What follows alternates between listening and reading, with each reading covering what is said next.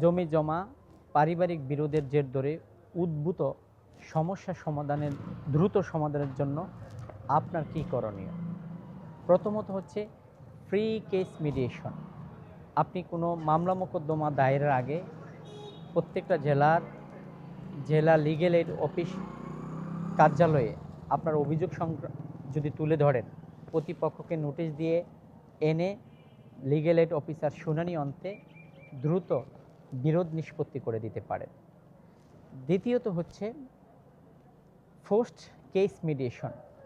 আপনার যদি মামলা মোকদ্দমা করার প্রয়োজনীয় হয়ে থাকে, লিগ্যাল এইডে যদি সেটা সমস্যাটার সমাধান না হয়, ফেলিওর হন, সেক্ষেত্রে আপনি কোর্টে উপযুক্ত competent court, either civil court or criminal কোর্টে দ্বারস্থ হইতে বাধ্য হবেন।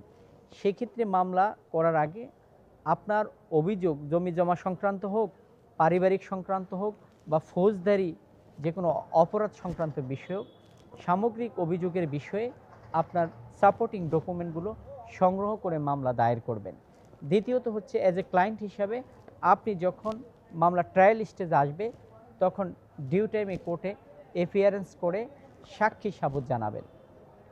দ্রুত মামলা নিষ্পত্তি করার জন্য অ্যাজ এ লয়ার হিসেবে যেটা করণীয়, একজন লয়ার যখন মামলা শুনানির স্টেজে আসবে তিনি ডিউ টাইমে কোর্টে এফিয়ার করে তার ক্লায়েন্টের পক্ষে আত্মসমর্পণের বক্তব্য তথা সাবমিশন প্লেস করবেন।